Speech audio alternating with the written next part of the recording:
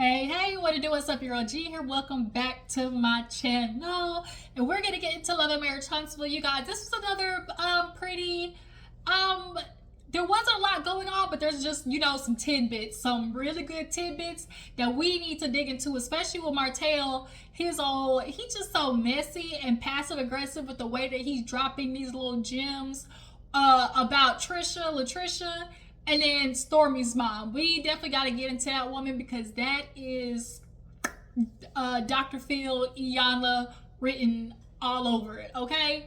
And so yeah, I'm sorry this video is coming a little bit late. I was gonna do it yesterday, but then by the time I was gonna get into it, the BET Award tag came on, and I wanted to watch that. So then yeah, we're gonna try. I'm gonna try to do a live on the BET Awards. So I can get your thoughts on everything, on the looks and the performances and all that and whatnot.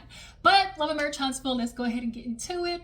So we open up the episode with Stormi, y'all. Stormi, she is, she's, prepared for battle, basically. She's like, you know what? If I'm going to get locked up, then, bitch, I'm going to at least, have a mugshot that look good, And so Stormi is very beautiful, like, without makeup, with makeup. Like, she has very nice skin. And the wig she chose was nice. It was subtle, but still a little yang. And so she has like her makeup artist and I think like one of her assistants or whatever, and they're just checking in on her, and she's like, I got the people around me who help me, with myself, and her friend was just like, have you centered yourself yet? And she's like, no. And we all know Stormi has like that one room, that one room that has like all the stuff in it. I remember that. And so Stormi's like, no, I didn't really get a chance to, because she's like, I've just been, I got up and was going.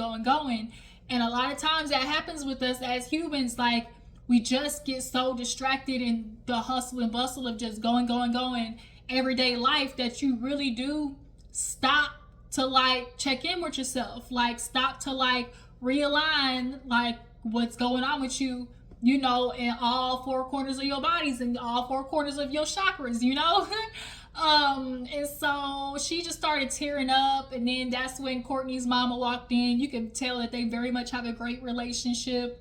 And also the fact that Courtney's mom show up when her own mom don't, and that's really unfortunate, because she talked about that with her friend. She was like, I called my mama and she basically told me like, nanny boo boo, that's what you get. And it was just kind of like, we already know Stormi's mom is a hard nut to crack, but be that way with everybody else. Don't be like that with your kids. Like, dang.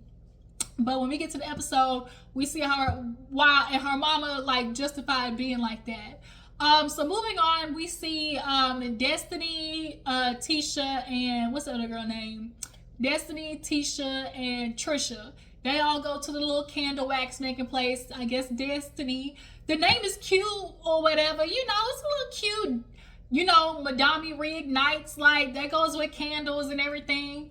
Destiny, I'ma just need you to actually commit. If this is something that you really want to do, don't be like Martell, just trying to, find what sticks. Martell did a calendar, a children's book, did a what else to do? The wine. He's trying to figure it out. He said he was gonna do them suits, but I guarantee he couldn't come up with that money though. That man was asking for that money. That man said, yeah, for the first set of suits, it'll be about like $25,000. And Martell was just nodding his head like, okay. You see them suits ain't come out. Martell, they're still squatting over at his friend's house. You think he's gonna have no money to come out with another product? I wonder what he did with all that investment seed money when it came to Inez. That came from his uncles, because I remember he said he got some of the money from his uncle invested in it, since he was using his mama's name, which is why the uncle was hot. Okay, he was hot when Martell threw that first Inez wine party, because not only using my mama's name, but I invested too. Like, what? But nonetheless, Destiny, if this is something you want to do, and in the rise of the Phoenix type situation, because what you went through sucked. We still ain't getting enough information when it comes to Chicken Man. Obviously she said there's some legalities going on as to why she can't speak on him. But I definitely want to know what happened there because, we know about Moses and his, shenanigans. But to learn, y'all, Moses was in jail. He was in jail, okay? Now it's starting to make sense. I said this last time when Destiny was like, yeah, Moses was always the person I could call, I could talk to. He was such a good friend of mine. And to hear that he was in jail is now making sense as to why this man's so available to be your friend and there for you every time you call him. And now he gets out. He's out and I guess got divorced from his wife. I'm assuming the wife was the girl that he went into jail with. And by the time he got out, learning that Destiny, because Sunni keeps trying to say Destiny was a side chick. Well, that's another conversation. But Moses is a convict, and nothing, that he got up arrested for. I wonder what he got arrested for, and two, what he do now, because Destiny, this might be a blessing in disguise. Like, we know it is a blessing in disguise because any man who can do that or any friend who do that don't need to be in your life. But that we keep learning little itty bitty tidbits, where you catch that, be like, word, huh? They said that, right? So yeah, Destiny, I guess in the, in the drapes of her gloom, grieving everything and Moses and losing a friend and all of that, you gotta find some type of, purpose, or just like when you are in a dark, depressed place, you gotta find something that's gonna help you get up in the morning. And that's something I learned, on my own, like with therapy and things like that. For everybody, just as humans, you gotta be able to like wake up and have that thing that makes you want to wake up the next morning, like your purpose, like what you want to get into. So Destiny, I'm hoping this isn't just a, get rich quick scheme. Yeah, so they start talking about, lovers and friends.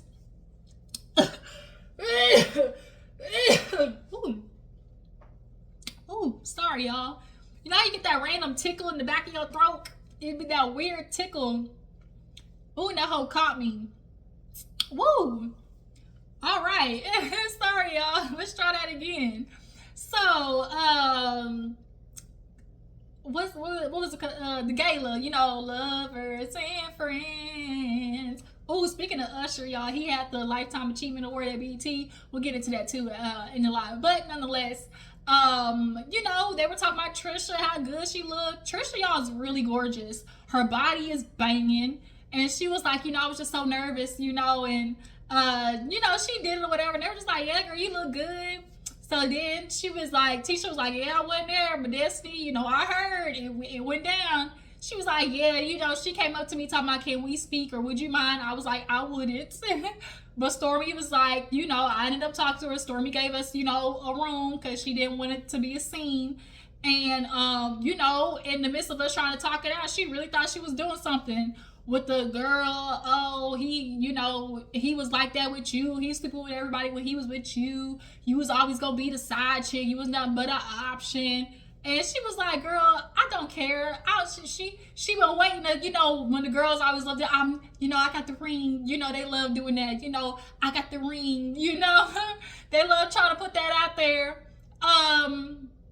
And so she was like, yeah, girl, like this don't mean nothing to me. Like, play stupid games, win stupid prizes. And she's like, I just had to tell her, like, girl, he's still sleeping with everybody in St. Louis. Because the girls is calling me and letting me know. But Sunni, if you want to be the Lulu, you're going to have to be, it's Sunni right now. It's Sunni right now. But if there's anything I've learned, joy and pain, like sunshine and rain, okay? You might be in joy and sunshine right now, Sunni, but you about to be in a lot of pain, okay? Looking outside the window when it rain, like it's Mary J. Blige, I'm going down, okay? That's what you're gonna be singing real quick. I give about, 6 months or so, you're gonna be having a whole Mary J. Blige moment looking at the window with that rain, because it ain't sunny no more, because Moses is gonna wear your ass out. She's over there taking care of that man, because she said, I'm with my man every day. Okay. So yeah, they ended up just talking about that, Destiny and the girls.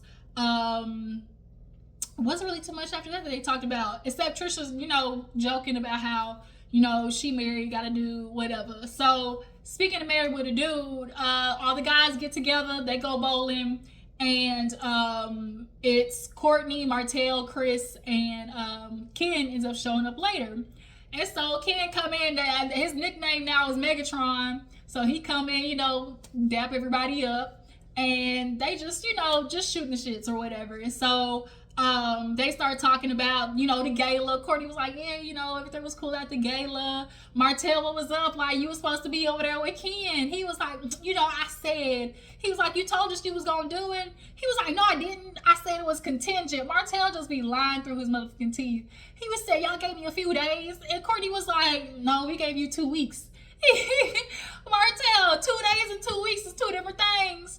That's why Courtney was like, so did you think in 2 weeks she was going to look like that? But Martell, even if it was a dad bod, like, girls like dad bods, I think Martell is just so insecure after all that shit has happened. He is afraid to put himself out there, one. And two, it's like he has such a fragile ego and is very caught up on that, masculine. I'm a man, I think he doesn't know how to let it go, bro. The confines is clearly in your mind is clearly not working well for your life, okay? Stuck in this whole masculinity, it's a man and women all this and men need to take their power back that, and it's like you acting like you taking power back where it got you. Okay. Speaking of where it got you, they started talking about like marriage and things like that or whatever. Because Ken brought up, he was like, yeah, Trisha, she was all uncomfortable or whatever. And he was like, but yeah, Trisha was like upsetting me about you, Martell. She was like, dang, this nigga tried to act like he didn't know me. And he was like, what? Like, Martell was like, I didn't recognize her, and so he was like, well, Chris asked the question, was like, well, how did you know her? And why would she be mad? Chris was answering the questions. To see, Chris messy because he be asking the questions that Martell don't really like. That Martell knows are questions that he should be asked, but don't want them to be asked. And so when Chris be asking them, he be looking at him like, Chris, shut the fuck up. Because, the answer. And I'm bullshit right now. So don't be asking me questions that I can't lie through my teeth through. Okay? So, Martell, this is what I be talking about. He do that passive aggressive stuff where it's, we just know each other. Not through my brother. And so he was like, how she say she know me? He was like, well, it's Huntsville. Like, she know your brother and things like that. And then this is where Martell was like, oh, well, I know she know my brother, but I didn't meet her through my brother. And so I was like, so where did you meet her? And he was like, out. And it was like, you know what you're doing. Like, Martell knows he's painting this picture of them being involved. And I'm starting to feel like it might possibly be true with what the sister is that visits Trisha says at the end, they was in there happening in their conversation. But I just don't like when Martell be doing that shit because it's like, Negro, spit it out. Like, you stop making a spectacle. So then, Chris was like, well, you want to marry her. And Ken's like, man, I ain't no insecure dude. She fine. She had a history before me. Like, it is what it is. And so he was like, but I want to marry her though. And so he was like, yeah, I'm gonna propose, but she's still technically married. Here Martell go again with the passive aggressive bull. Oh, so you a side dude. Have you noticed ever since this season started, Martell has been trying to have somebody else with the title a side chick, side dude. He is determined. I'm not finna be the only one that has, this big old, target on them of just, shenanigans. I can't be the only one that's, down in a sinking ship. So if I got a side chick, i.e. Closaw, did not mean Melody had one, because technically we were still married, we were still together, and Chris You know, that means Nell, you was a side chick. Here go Trisha talking about, well, we still married. Oh, okay, that mean you was a side dude. Martell is making sure I ain't the only one getting the finger pointed at. Okay, I just don't want to do it. So yeah. I don't know what my mind went blank. After Martell, who the hell was speaking after that? What was the marriage? That's what it was. Sorry, y'all. My mind left me for a quick second. So when they started talking about marriage or whatever, you know, kids like, yeah, you know, I want to marry her, you know, and everything. And so Martell was like, man, you know, I definitely want to get married. You know, she was gonna happen sooner than later. And he's like, you know, the only thing is, you know, I just got to find a woman, you know, who would be okay with me with having 5 kids, you know, 7 days on, 7 days off. And so Chris, messy ass, Chris, y'all, Fletcher is messy boots, okay? He talking about your baby mama. And Chris, all Martell did was just, he gave him the look of like, but it's sad. Y'all, this is tragic. Girl, you was, for lack of a better word, a side chick. Actually, there's a difference between a side chick and mistress. Ariel reached, you know, mistress territory because, girl, you was hanging around for years, okay?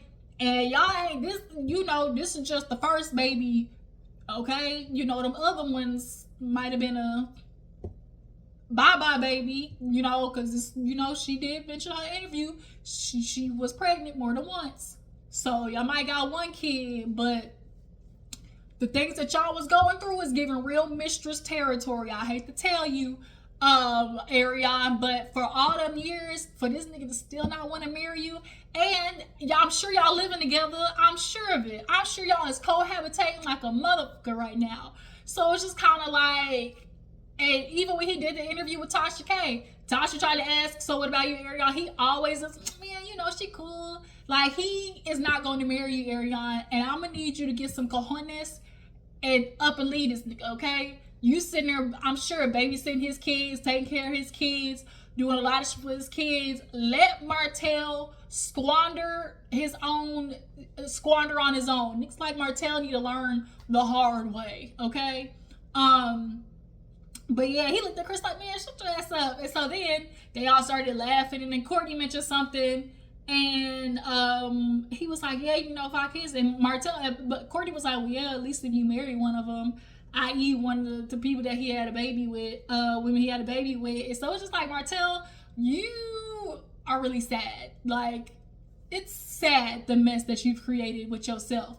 And you need to sit in it and stop trying to put everybody in the same boat as you. Yeah, you was a side dude. That means you was a side dude. Like, he's so determined for everybody else to sit in that boat too. But moving on, Trisha has her sister over after she talks with her kids because, you know, she wants to try to move it along with Mary and Ken.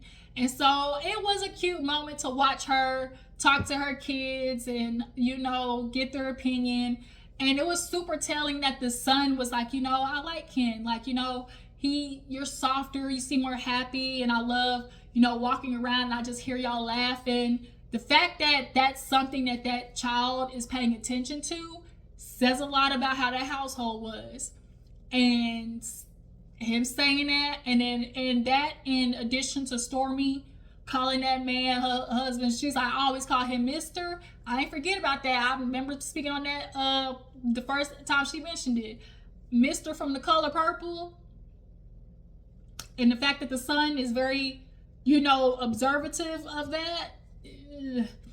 It's, you know, I think she's keeping that from her sister about how bad that marriage was. But, you know, the sister comes and she got to tell the sister, she's like, now that, you know, my kids know, I can finally tell my family. She lets the sister know, shoot, she been with Kim for the better part of a year and moved in. She was like, what? And she's like, yeah, and also I've been separated for 4 years. She was like, wait a minute.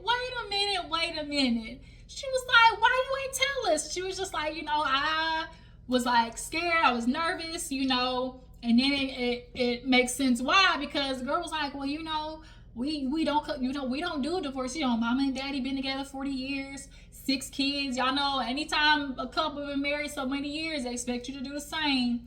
Even we sit there and ask what your mama went through with your daddy. That always be the question I always ask when women be like, oh, been together so long, this and that. Okay, what did your mama tolerate to be able to say that she was in a relationship for 40, 50 years with 6 kids that y'all know of?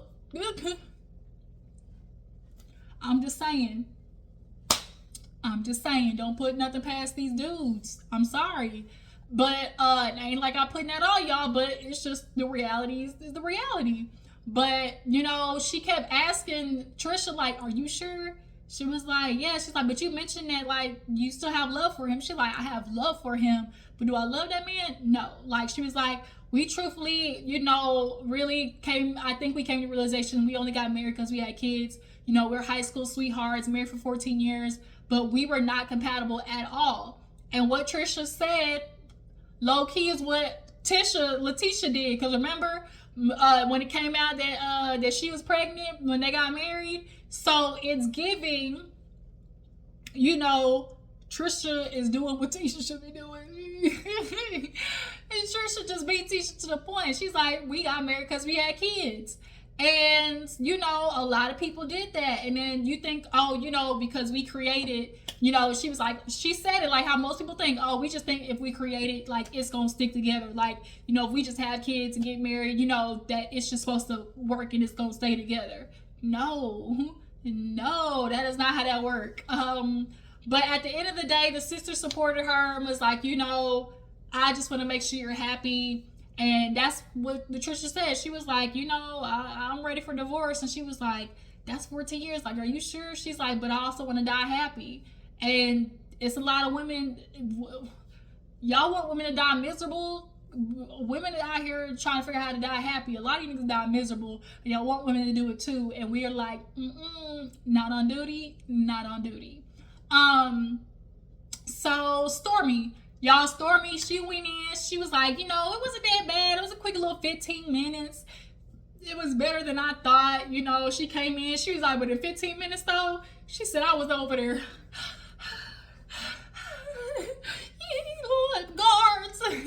Guards. Y'all know that dude? He's like, guards. Come here, help me. I need help.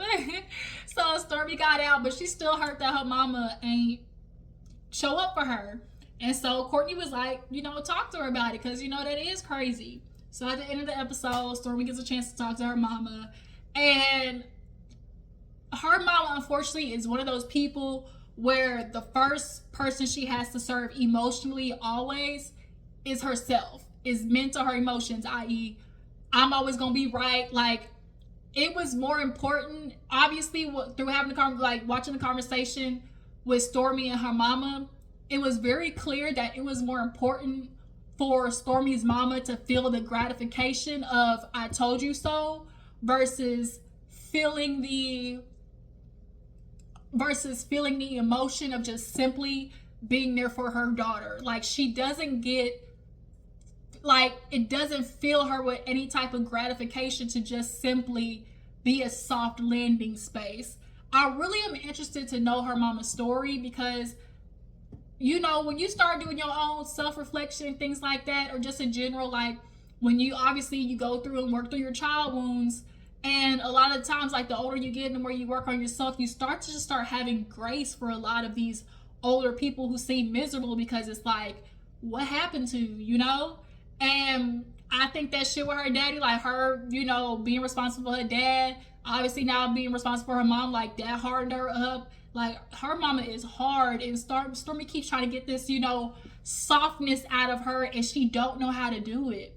She only thing she could think of doing in that moment of you crying to her like, "Mama, I gotta go to jail," is to be like, "Well, told you leave that bitch alone," like, and it's just kind of like, dang, okay, even if it was a "I told you so" moment, right now, what was more pertinent was you being there for your daughter and being comfort. The "I told you so" could have came later, but she wanted to soothe herself emotionally first before she soothed Stormi.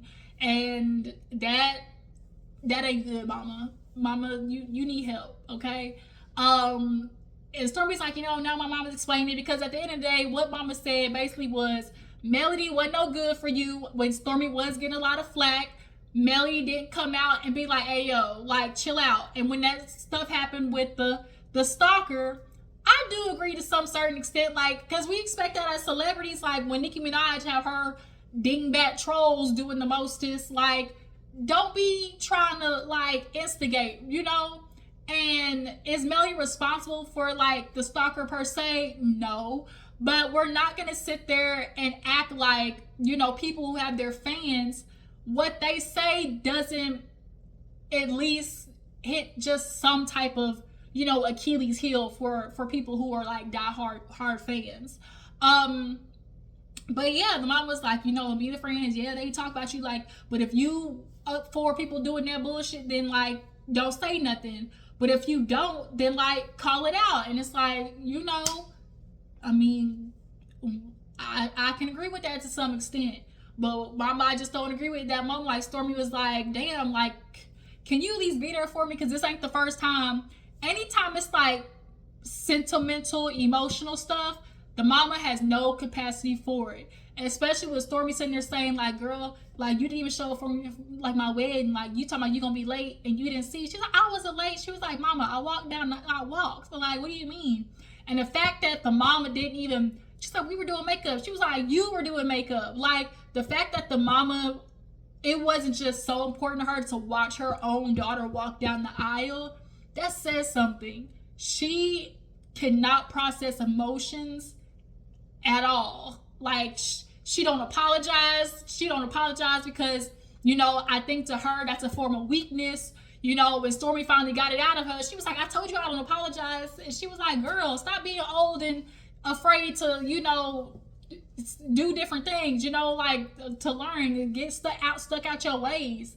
Like, the mama is clearly one of those, I am who I am. If I'm a person who tell the truth, don't mind me, like, it ain't my fault that you don't like it. She's one of those people who feel like her delivery is what counts, and what she say is the gospel. And even if she mess up, it's like, I'm still not gonna say sorry because, like, I said it in the moment, I meant it, It's just kind of like, Stormi, I know you got hopes for your mama to build a more sentimental relationship, but I'm gonna need you to throw that hope out the window. But yeah, you guys, that was Love Marriage Huntsville. Y'all tell me what you feel about the episode, what you guys think about Stormi and her mama and what the mama was saying. Do y'all feel like the mama had a point? What you guys think about Martell and this Trisha situation? Do y'all think that they did the do? Okay, y'all think they did the do? All right. What you guys think about Sunni and Moses? Do you think Sunni, got a leg to stand on with Destiny? And do y'all like Destiny coming back this season? What y'all tell me about Destiny? Appreciate you for tuning in. Make sure to follow me on Instagram and Twitter, and I'll catch you hoes later. Deuces.